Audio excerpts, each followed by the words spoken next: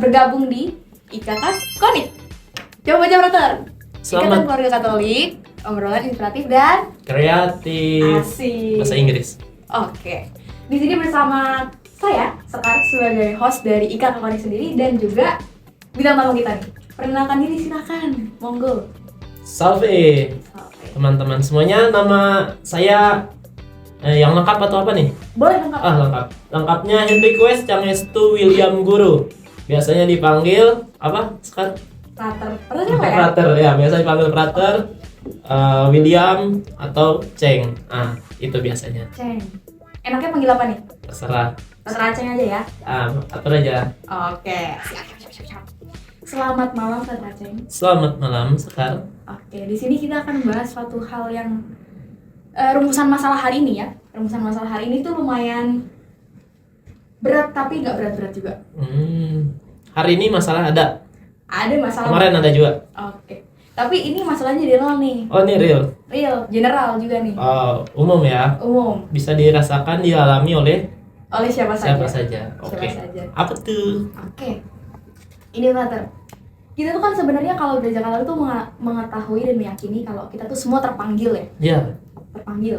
Ada dua Terpanggil. panggilan nih. ya betul. Kaum terpanggil dan kaum awam. Ya, Nah, kaum awam ini memang tujuan akhirnya adalah menikah kan? ya, Dan untuk membentuk keluarga, betul. membangun keluarga. Nah, tapi sebelum menikah kita membicarakan fase sebelum nikah dulu nih Ter. Oh ya benar, ada ya. Ada kan pasti kan? Kan nggak ujuk-ujuk langsung nikah kan? Benar. Nah, Tiba-tiba. sebelum nikah itu kan, apalagi di umuran kayak saya nih, Mau umur berapa ya? Rahasia. ini rahasia. Ntar kelihatan tua banget nih Ya, sadar lah. Oke. di umur kayak saya. Kita kan lagi cari calon-calon pendamping hidup. Bahasanya pacaran lah, Iya. cari pacar. Nah, kalau di gereja Katolik sendiri sih melihat pacaran tuh kayak gimana sih dan apakah dianjurkan atau tidak atau gimana penjelasannya? Kalau dari gereja Katolik sih sebenarnya nggak ada yang kayak baku menganjurkan untuk pacaran atau apa, tapi memang disarankan untuk lebih disarankan ya untuk ada fase-fasenya, tahapan-tahapan sebelum menikah. Ya bisa juga dari pacaran lalu lanjut ke jenjang pertunangan lalu ke pada akhirnya puncaknya ke sakramen perkawinan itu sendiri. Jadi ya tahap itu ada supaya yang tadi dibilang ya, untuk kita pertama ya dari pacaran kita lihat orangnya bagaimana, mulai kita memupuk cintanya, apakah mulai kalau udah misalnya komit banget kan lanjut ke selanjutnya. Benar, Tunangan baru tunangan itu pun juga persiapan untuk ke jenjang yang selanjutnya, itu perkawinan. Gitu. Tapi kalau berarti secara nggak langsung nih, walaupun nggak tertulis, berarti benar-benar adalah anjuran untuk agama Katolik ini menganjurkan lebih baik pacaran lah untuk kita bisa mengenal satu dan lain hal tentang orang tersebut. Oke, baik. Lebih ke persiapan, mempersiapkan diri. Oke, berarti untuk orang-orang muda yang kayak punya apa ya, punya banyak mantan gitu, itu kayak di gereja Katolik kayak ya udah nggak apa-apa kan mereka coba-coba gitu kan? Sebenarnya ya juga coba-coba gitu banget ya. Gimana tuh kira-kira? Ya sebenarnya nggak kayak gitu, nggak harus yang kita kayak trial error itu nggak. Oh, bukan gitu konsepnya, bukan trial and error. Jadi kan jadi ya kita mulai pacaran, kita kan juga lihat orangnya. Kita terima dia sebagai pacar, orangnya apakah kira-kira sesuai kita atau enggak, bukan yang tiba-tiba kita mau pacaran lah, coba tanpa kita tahu orangnya dan tengah jalan tiba-tiba putus. Cocok. Kayak gitu. Jangan tiba-tiba nggak ada apa, cuman mau nyoba aja kan, belum kenal sama sekali langsung pacaran. Nah, kan biasa ada PDKT dulu kan. Nah, PDKT dia rasa wah enak nih orangnya, kok pas ya bisa memahami love language aku. Apa love language pattern apa emang? Nggak tahu. Oke. Ya. Tapi berarti sebenarnya Brother tahu ini nggak sih? Sekarang tuh udah ada namanya status baru. Apa tuh status baru? HTS. HTS ya, tahu. Apa tuh? Hubungan tanpa status. Yes. Nah, sebenarnya HTS tuh kita mempertanyakan itu sebenarnya tuh. Kayak apakah dia ada di PDKT, apakah dia di pacaran? Tapi orang-orang masih menganggap HTS itu sebuah status. Nah, itu tuh sebenarnya menurut saya dan bagaimana pengalaman di sekitar saya tuh sebenarnya konsepnya mirip pacaran, tapi trial and error tadi. Ya. Jadi kayak jadi sebenarnya bahasa mudahnya sih Gereja Katolik, kesimpulannya ya saya ambil, berarti Gereja Katolik ini mengiyakan lah kalau misalkan pacaran, tapi jangan HTS. Ya, jangan HTS. Kan lebih ke membangun komitmen aja. Kalau HTS kan nggak ada komitmen sama sekali. Bener, itu dia intinya. Itu. Oke. Gitu. Oke, selanjutnya. Apa tuh? Aku mau ngasih antitesis nih. Apalagi tuh? Bahasanya ilmiah banget ya. Iya, sangat ilmiah. Antitesis. Kita itu kan agamanya Katolik ya. Ya, betul. Di Indonesia pasti kita minoritas kan. Pasti tuh. Dan gak menutup kemungkinan, tapi malah kemungkinan besar banget untuk kita tuh menemukan seorang pendamping hidup, atau bahkan orang yang kita PDKT ini tuh itu tuh beda keyakinan dengan kita. Fokusnya mungkin beda agama. Nah, kalau misalkan di Gereja Katolik sendiri tuh ini deh, kita memfokuskan ke pacaran beda agama dulu deh. Di Gereja Katolik tuh ada peraturan tertulis atau kayak ada anjuran atau yang lain gitu nggak sih tentang pacaran beda agama itu sendiri? Kalau untuk pacaran beda agama ya tadi yang bilang nggak ada juga dia tertulis. Untuk yang soal mengatur tentang hubungan selanjutnya dalam yang pernikahan beda agama itu baru ada antara yang beda gereja atau antara yang orang non baptis tidak dibaptis. Nah, itu jadi ada bedanya di situ. Kalau untuk pacaran sendiri sebenarnya nggak diatur, tapi ya dianjurkan supaya kita orang muda Katolik untuk mempunyai pasangan yang sesama Katolik. Karena ya kita tahu kan nanti ujung-ujungnya kita pacaran, tunangan dan lain sebagainya kan mau arahnya ke kehidupan keluarga. Jadi gitu. Kalau nggak seiman kan pasti nanti pada akhirnya ada gap kan, walaupun dibilang cinta lah apa. Benar. Tapi tetap kalau kita beda iman, masih ada celah dikit. Iya, ada sesuatu yang kayaknya tuh sebenarnya nggak kelihatan gitu, tembok yang nggak kelihatan ya, gitu. Betul. Oke, tadi kan Frater sempat nyinggung soal perkawinan beda agama dan beda gereja. Ya. Nah, kalau di Gereja Katolik tuh ketentuannya tuh kayak gimana sih? Yang saya tahu tuh sebenarnya beberapa aja gitu. Tapi kalau misalkan beda gereja sama beda agama itu banyak nggak? Lebih banyak perbedaan gitu nggak, kayak misalkan di gereja tuh kayak gimana, beda agama kayak gimana? Oh ya, jadi nikah yang beda agama tuh nanti ada dua dia, antara beda agamanya yang Katolik dengan Kristen. Kristen yang dibaptisnya masih sama itu dia masih masuk. Kalau yang beda baptis, itu dia hitungannya beda gereja, itu hitungannya yang non baptis itu masuk non baptis, yang mereka juga beda agama gitu.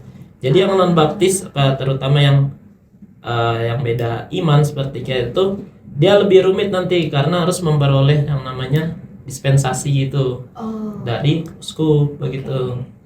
Berarti kalau yang udah dibaptis nggak serumit itu? Ya, karena kan sudah dibaptis, tinggal urus sakramen aja. Sama gereja? Ya, yang sama gereja. Dispensasinya dia nggak perlu kalau sampai ke uskup gitu. Nggak seberat itu maksudnya jenjangnya. Tetap ke arah sana, tapi dia nggak seberat yang beda agama. Oke.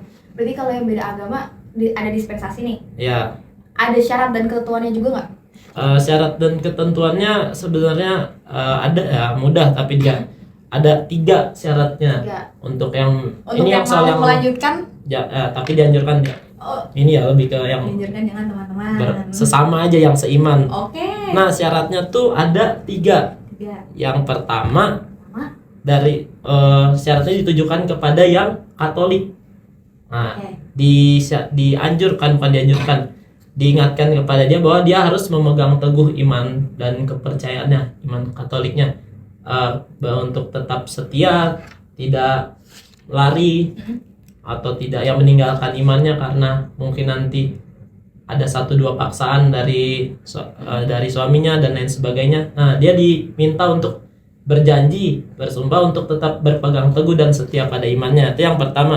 Lalu yang kedua, syaratnya ditujukan kepada calon yang non baptis itu, yang beda agama itu. Diminta untuk mereka diberitahu soal kewajiban pernikahan dalam gereja Katolik, di mana nanti ketika menikah anak harus dididik secara Katolik dan lain sebagainya itu. Jadi yang non baptis pun harus tahu apa-apa saja syarat dan juga ketentuan dari nikah gereja itu. Nah, lalu yang terakhir, yang ketiga, untuk kedua belah pihak diberitahukan tentang esensi dari pernikahan gereja Katolik itu sendiri, yaitu pernikahan yang satu tak terceraikan dan mengarah kepada kehidupan prokreasi, mengarah kepada ya yang punya keturunan dan sebagainya. Jadi ya itu tiganya. Tadi sebenarnya pas Frater ngomong ada banyak pro kontra di otak saya. Saya mau nanya beberapa satu dan lain hal lah. Yang pertama kan tidak meninggalkan iman ya kan untuk Katolik. Tapi sebenarnya ada beberapa kasus di mana saya menemukan bahwa misalkan mereka sudah menikah secara Katolik nih, sudah sah. Pasangannya beda agama, yang satunya Katolik. Tapi di dalam pertengahan mereka, dalam perjalanan mereka, misalkan jelang 3-4 tahun, itu mereka yang Katolik melepas imannya, bahasanya. Mereka masuk ke agama lain karena dia merasa bahwa ya sudah. Nah kalau kayak gitu tuh biasanya Frater juga menemukan case kayak gitu nggak, atau kayak malah mereka ini yang sudah meninggalkan ya udah pergi aja tiba-tiba, hilang aja tiba-tiba? Ya kalau yang pergi tiba-tiba ada kan, pasti ada. Ya kalau tindakannya gitu dari gereja ya nggak ada, tapi kalau untuk status pernikahannya, perkawinan ya dianggap itu masih sakramen, masih belum batal. Masih tetap antara yang pria yang suaminya ya tadi itu yang non Katolik itu dengan yang perempuan Katolik itu misalnya. Berarti di dalam, walaupun nih misalkan di pertengahan setelah 3 tahun dia pindah ke agama lain, tapi secara Katolik itu tetap sah. Masih sah. Masih ada ikatan pernikahannya itu, dianggap masih ada. Tapi kalau misalkan dia mau balik lagi ke Katolik gimana tuh? Ya nggak bisa langsung ya, pasti ada persyaratannya itu yang ya mungkin nanti dia harus pengakuan dosa, menghadap ke gereja, otoritas gereja dan lain sebagainya gitu. Banyak sih. Ya. Ketentuannya. Nah yang kedua juga saya menemukan kayak gitu tuh. Jadi calon non baptis itu biasanya mereka akan karena sudah sah, jadi mereka akan lupa dan nggak akan melakukan kewajiban dari ketentuan syarat dan ketentuan dari ya sakramen perkawinan Katolik ini tadi. Saya kan dari 3 tadi yang sudah Frater sebutin, sebenarnya ada banyak nih pro kontra yang aku di pikiran aku nih, karena aku melihat bagaimana fakta lapangannya. Nah fakta lapangannya sebenarnya 1 dan 2 itu tuh banyak banget kasusnya. Kayak misalkan yang pertama itu yang satu tadi, itu banyak yang misalkan mereka sudah menikah secara Katolik, kan pasti banyak faktornya. Mungkin mereka menikah secara Katolik karena keluarganya memang memaksakan banget nih, harus buat nikah secara Katolik. Tapi misalkan di tengah jalan yang Katolik ini akhirnya berpindah kepercayaan. Terus misalkan yang kedua tadi, calon yang non baptis tuh harus mengikuti kewajiban dari sakramen-sakramen Katolik itu tadi. Sakramen kayak misalkan anaknya harus Katolik, dia harus Katolik. Nah itu dalam perjalanannya itu beberapa tuh banyak yang tidak melaksanakannya. Kayak misalnya anak-anaknya yang nggak Katolik gitu, ikut ke kepercayaan yang lebih kuat bahasanya. Nah itu gimana sih biasanya gereja menanggapi hal tersebut?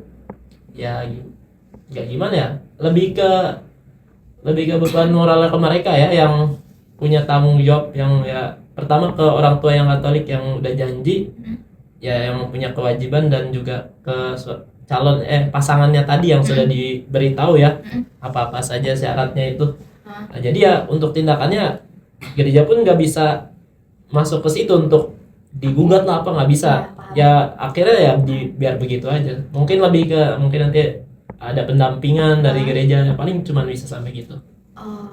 Berarti pendampingannya tuh biasanya dalam hal pakai konsul kah atau apa gitu kan? Ya konsul begitu. Berarti sama paroki. Ya. Paroki dianjurkan, tapi mungkin kalau ada yang kenalannya lebih dekat atau merasa lebih cocok bisa juga gitu.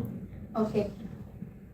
Kalau misalkan nih yang menikah tadi itu tadi Katolik nih misalkan, yang Katolik dia pindah ke agama karena dia ngerasa lebih kuat kepercayaan pasangannya, tapi dia ngerasa ini bukan diri dia, jadi dia balik lagi ke Katolik. Itu biasanya prosedurnya lebih mudah atau lebih gampang atau sama aja, semuanya sama aja, sama rata, atau gimana?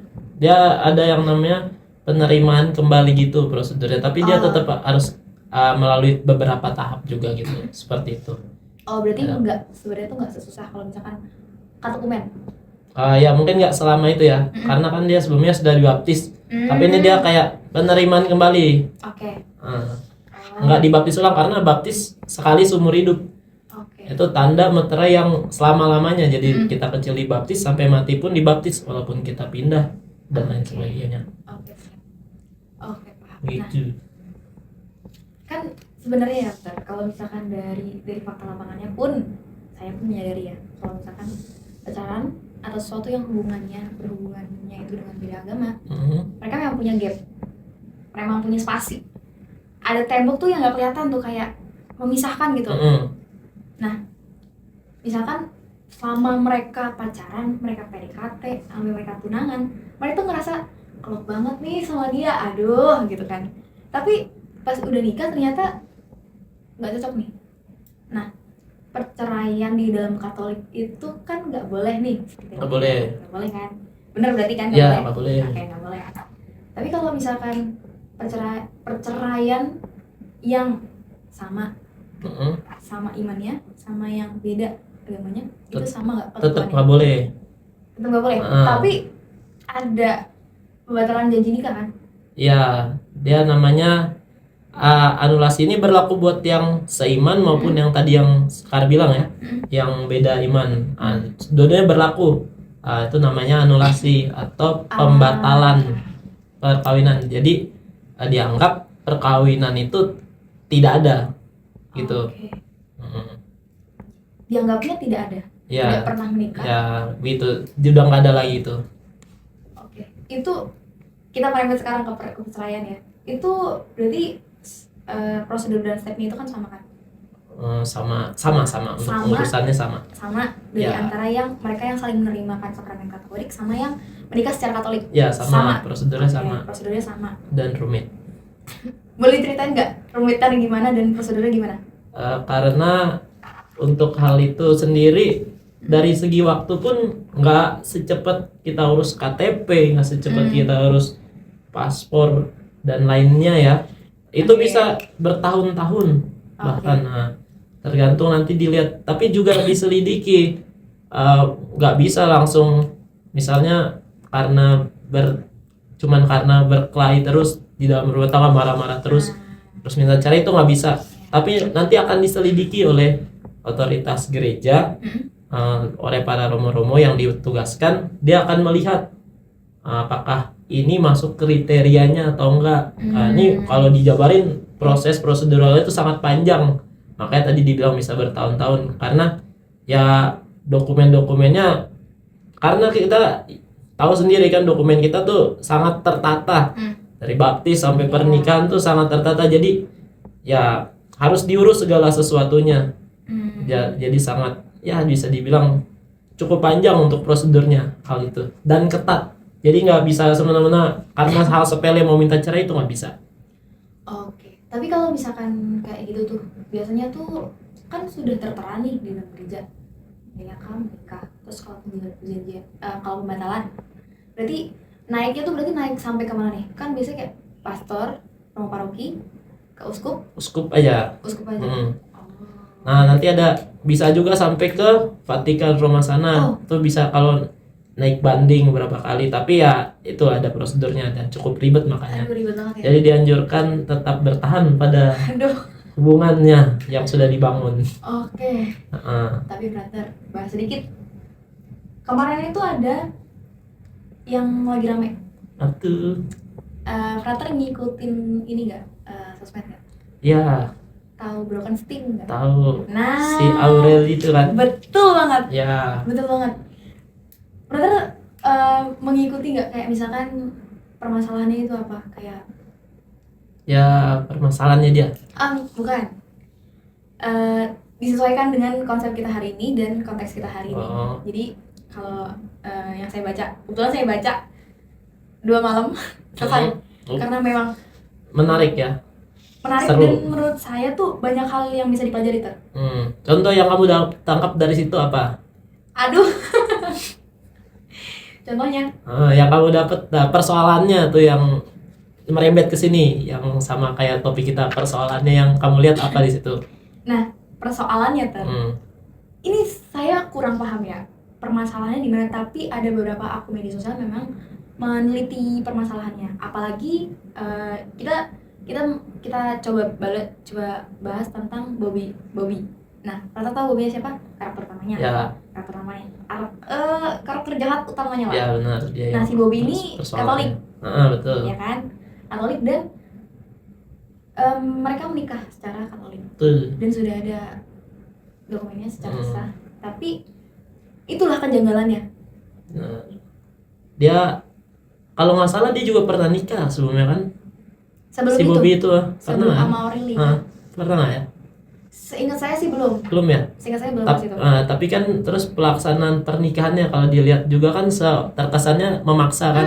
Si Aurelinya juga nggak tahu. Sangat. Itu juga salah satunya buat dia bisa membatalkan pernikahannya tadi karena keterpaksaan itu dan ketidaktahuannya. Jadi itu. Nah, tapi kayak itu tadi tuh kayak hal-hal kayak gitu tadi, kayak misalkan kayak tiba-tiba tuh secara terpaksa tiba-tiba Aureli dapat kabar kalau misalkan itu tadi nikah dan lain hal, padahal di Katolik kan ada jenjangnya apa aja kanonik kan, makanya kan dia kaget kan. Nah, keluarganya kaget kok bisa secepat ini juga kan dia nikah. Nah, kalau di Katolik itu kanonik itu gimana sih, Ter? Bisa dijelasin nggak? Dia seperti namanya penyidikan kanonik. Dia nanti tanya-tanya juga tentang kehidupan kita pasangan. Nanti di satu orang tuh diwawancarai sama Romo. Tiap pasangan beda-beda, nggak boleh satuin. Karena Romonya di sini, terus kita berdua nggak boleh gitu. Enggak, jadi satu ruangan. Pasangan pertama Romo dengan pihak perempuan. Kalau udah selesai Romo dengan yang laki-laki gitu. Akan diwawancara dengan beberapa pertanyaan di situ mengenai kehidupan mereka bagaimana, persiapan mereka bagaimana, ditanya juga laki-lakinya gimana dan lain sebagainya. Jadi cukup ketat sebenarnya. Jadi dari situ juga Romo bisa melihat dan melihat apakah ini bisa mereka untuk dianggap mengerti, paham, dewasa dan siap menerima konsekuensi dan tahu pasangannya. Dari situ juga dari penyidikan kanonik. Oke. Tapi ingat saya tuh kemarin pas saya pulang ke gereja saya, kebetulan saya di gereja saya masuknya ke ranah KAJ. Nah, itu ada informasi kayak sebelum kita masuk ke kanon itu tadi ada namanya discovery. Discovery atau MRT. MRT, iya. M-nya lupa. RT-nya tuh rumah tangga, membangun rumah tangga itulah. Dia semacam kalau dulu sebutnya KPP, kursus persiapan pernikahan itu. Itu beda berarti sama kanonik? Beda. Jadi sebelum kanonik harus itu dulu. Masuk tahap itu dulu. Itu berapa bulan ya? Tergantung kebijakannya ya. Tapi ya biasanya berapa bulan ya? Mungkin sekitar 6-an mungkin ada. Tapi tergantung dari paroki juga. Situasi pastoralnya. Kita karena beberapa tempat ada yang cuman 1 minggu pun jadi, ada 1 minggu. Ya? Tapi rata-rata sih mingguan ya mainnya. Mingguan mainnya. Berarti kayak itu kan pertemuan kan? Ya, dia pertemuan berapa kali. Pertemuan per mingguan ya. Gitu. Jadi kalau kalian menikah guys, lama jujur lama prosesnya. Jujur lama prosesnya. Izin. Jadi kalau nikah yang serius ya. Makanya agak ribet ya nikah di gereja Katolik. Jadi jangan main-main. Jangan main-main. Gitu. Oke, teman. Kita lanjut ke yang selanjutnya aja. Apa tuh? Kita kan sudah membahas tadi ya pacaran, agama. Tapi sebenarnya gereja tuh ada nggak sih kayak fasilitasi, entah itu ruang dialog kah, atau entah itu percakapan atau apapun itulah tentang orang-orang yang belum mendapatkan jodoh nih di gereja Katolik. Karena jujur susah sih cari jodoh di gereja Katolik, susah sih, untuk pengalaman aja. tentu ada wadah yang gereja Katolik untuk mempertemukan mereka yang jomblo-jomblo. Kalau di sini di Malang sini saya kurang tahu ya. Kalau di KAJ memang ada. Waktu itu saya sempat lihat pamfletnya dan juga beberapa orang yang ikut, mereka pernah bilang katanya ikut acara itu. Soalnya kumpul-kumpul, perkumpulan gitu, tapi tetap di dalamnya tiada sharing dan lain sebagainya, misa dan lain sebagainya tetap. Jadi ada diwadahi oleh gereja Katolik sendiri. Kebetulan teman-teman kita semua dari KAJ, kami berdua dari KAJ. Ya. Jadi maaf dari tadi kami ngomongnya bahas tentang KAJ mulu karena emang sepengalaman kami aja. Ya. Tapi ini kemarin tuh pas saya misa minggu kemarin tuh diumumin, kan kebetulan hari ini tanggal 13 Februari. Nah, besok tanggal 14 Februari akan ada perayaan nih untuk misa jumbo. Apa tuh V-Day? Valentine Day. Hari kasih sayang. Yes. Apa ada orang yang disayang nggak tuh? Hah? Orang tua. Ya, betul sekali. Iya, kita semua sayang lah. Iya, siapa yang nggak sayang? Iya, siapa yang nggak sayang? Nggak mau nanya saya? Hah? Ada, emang ada? Nggak. Ya, oke. Udah jadi mantan ya? Lanjut. Oke. Pasti ada ruang dialognya lah ya. Pasti memberikan kesempatan lah ya gereja Katolik ini kepada mahasiswa orang-orang muda. Pasti. Betul. Tapi kenapa saya nggak dapat tahu? Mungkin kurang usaha, doa, dan niat untuk mencari. Oke, lanjut. Itu saya basa-basi aja kok. Nah, nggak apa-apa. Tapi Frater sering ngeliat nggak sih kayak Frater punya teman-teman kayak anak muda gitu nggak? Punya lah. Kalian?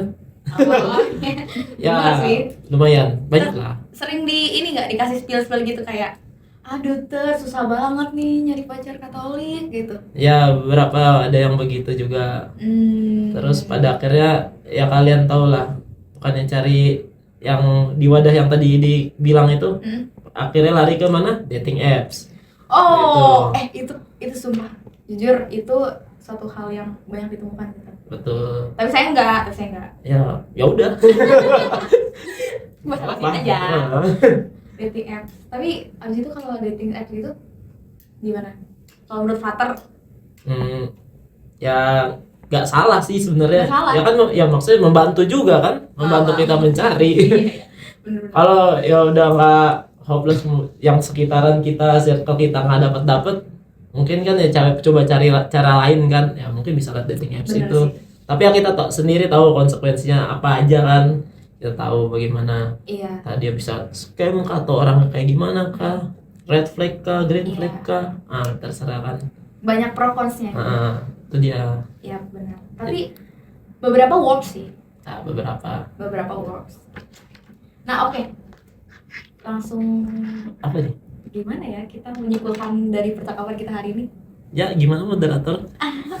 Kalau dari Frater, kesimpulan hari ini tuh apa sih? Kesimpulan hari ini, ya kalau soal hubungan intinya komitmen. Apalagi kita sebagai orang Katolik kan, pacaran, semua ada tahapnya, dari pacaran, tunangan, sampai ke perkawinan. Ya tentu nggak mulus, nggak apa. Ya yang penting komitmen, dan kita mau memperjuangkan dan tetap berpegang, berpasrah pada Tuhan. Asik. Nah itu intinya Jalannya bareng Tuhan ya? Ya. Asik. Sama-sama Tuhan. Gitu. Dapat. Oke. Tapi kalau kesimpulan dari saya cuma satu tuh. Apa tuh? Jangan pacaran beda agama. Boleh.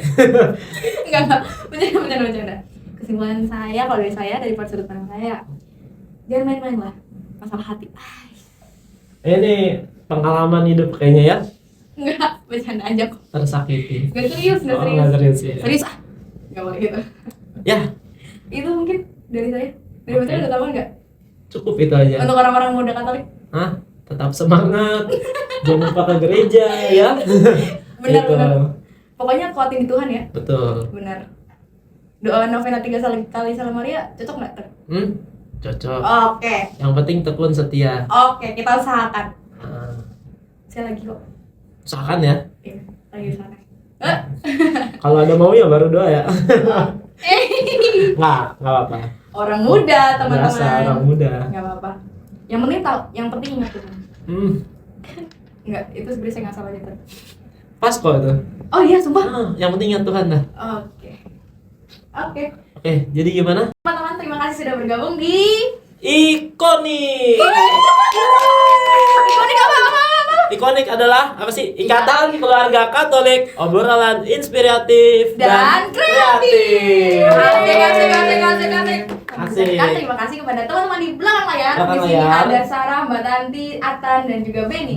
Yes. Ada 4 orang di belakang layar Iya. dan di belakang sana juga nggak terhitung yang mendoakan kita ya. Oh iya, benar banget. Dan ada Tuhan Yesus tepuk Betul. tangan.